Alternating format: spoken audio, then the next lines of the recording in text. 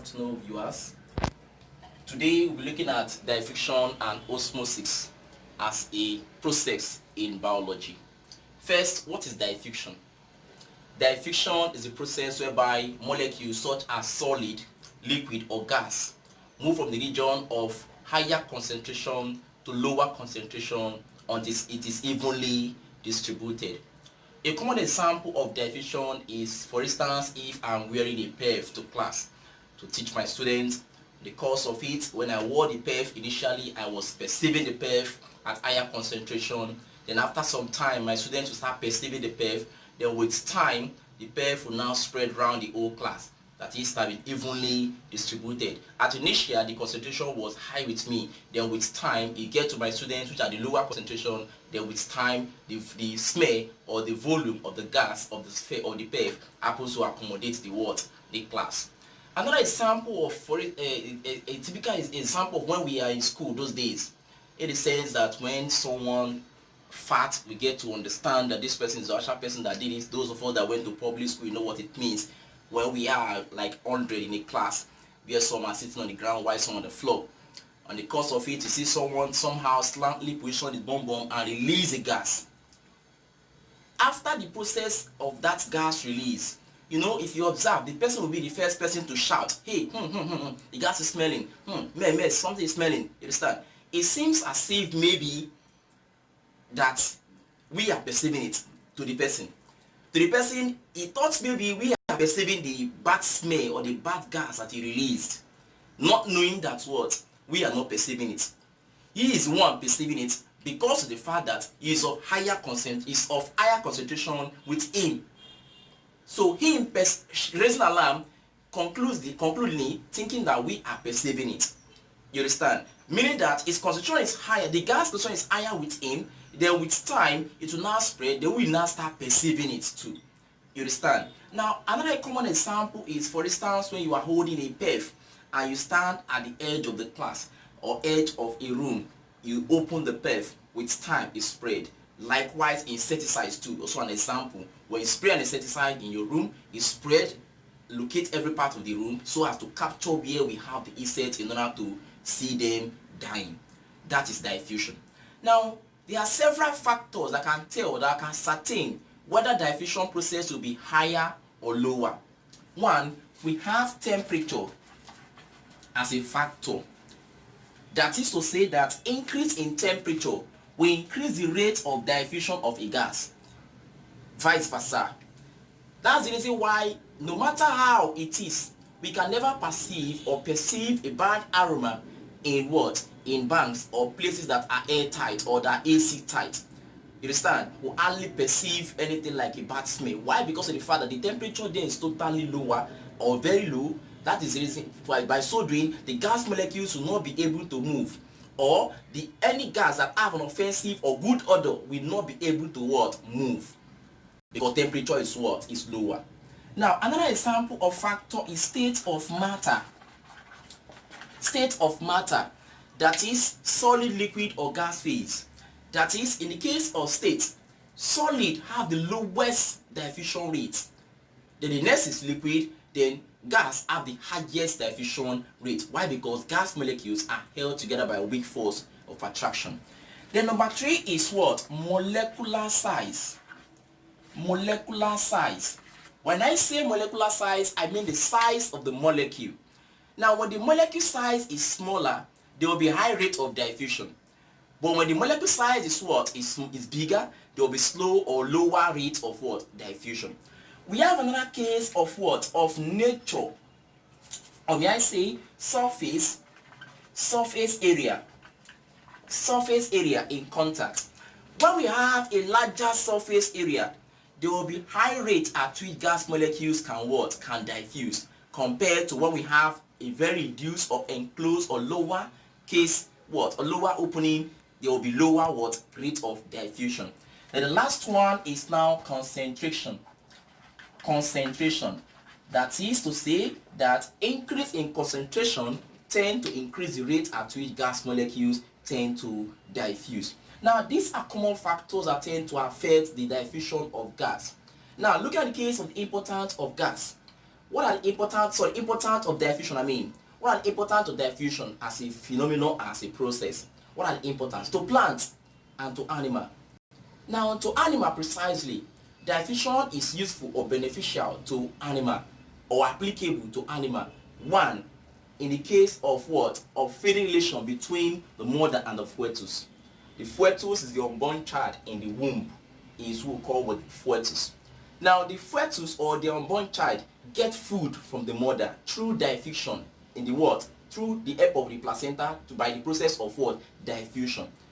That is, food or molecules which are oxygen or nutrients move from the mother to the what? To the fetus through diffusion process in the what? Placenta. Then also through respiration, animal apply diffusion. How? Animal respirate, be it unicellular or multicellular animal. In the case of unicellular animal like amoeba, euglena, paramecium, and whatever, they tend to what? Use their body surface to carry out diffusion process, in the sense that there is an exchange of gas between the what? Their body surface and the environment, which is oxygen and carbon dioxide. That is, oxygen diffuse in, carbon dioxide diffuse out. We also have a case in what? In mammal, that is multicellular.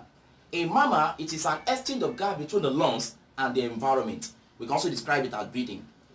Now, in this process of breathing, the lungs have what? A structure that is called the air sac. We call it the air sac.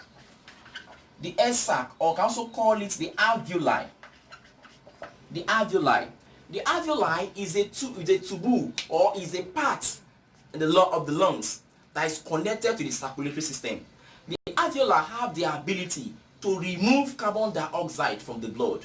That is afterward respiration. Remove carbon dioxide from the blood and expel it out.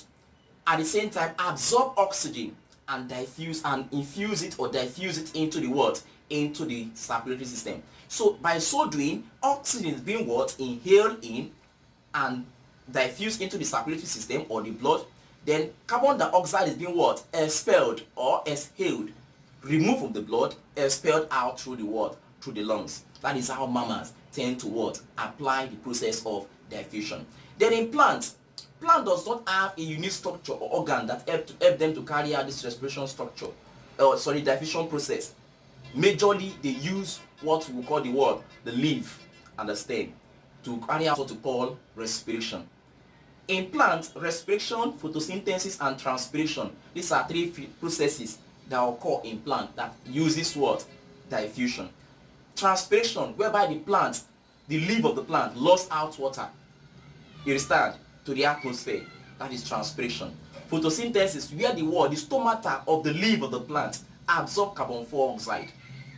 Also, respiration, whereby what? The stomata of the leaf of what? Of the plant absorb carbon dioxide, at the same time what? Allow movement of what? Oxygen. That's how what? Respiration tend to occur in what? In plants.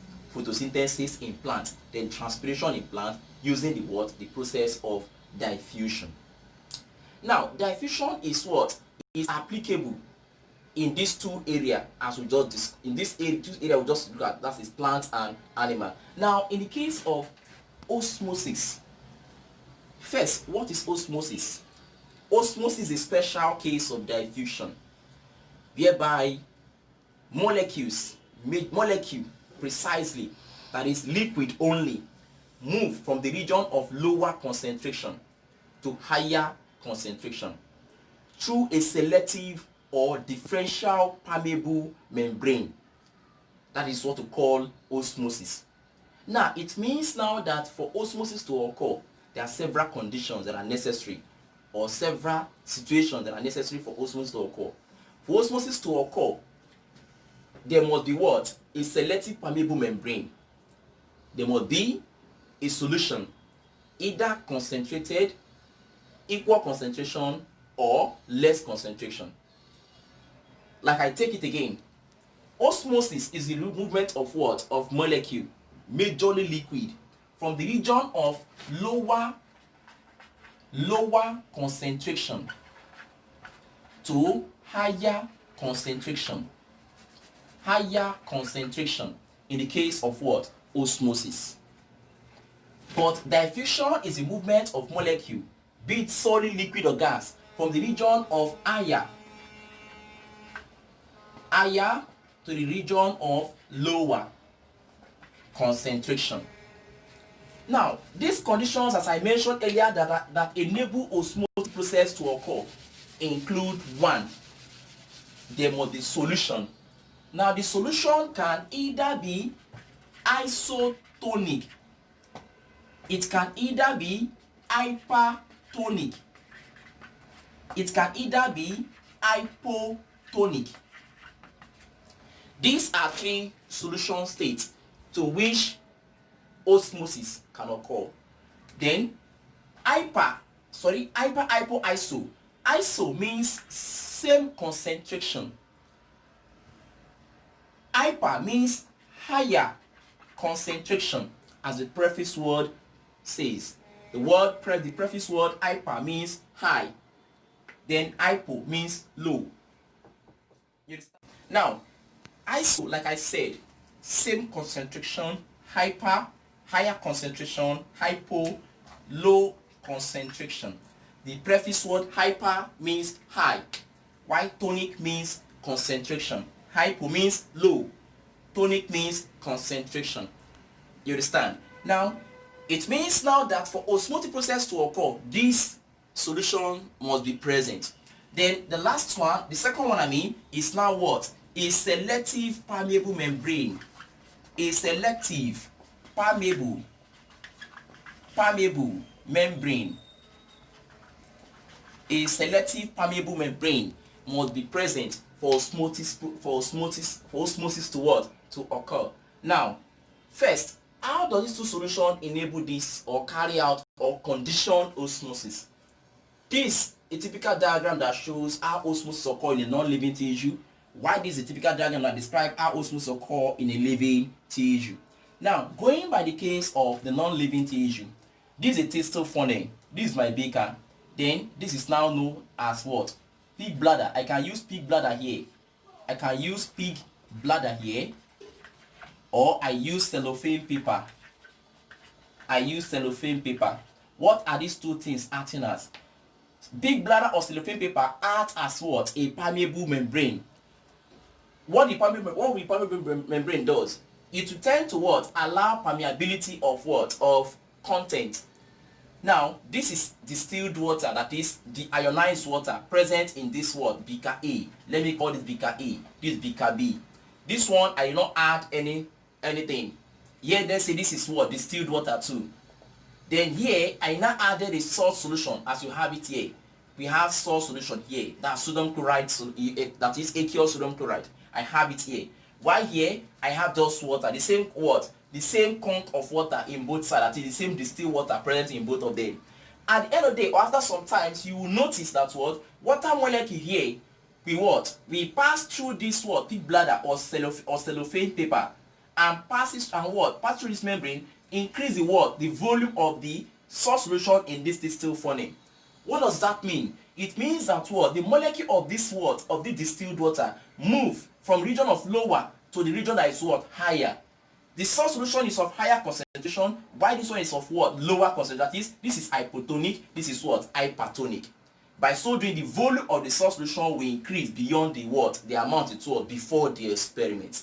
But in this one, it remains the same. Why? Because it is isotonic. That is, the concentration in this tistil funnel and that of the beaker remain the same. That is why there is no movement of what? Of molecule. That is how it tends to occur in a non-living tissue. Now, for a living tissue, we either use what?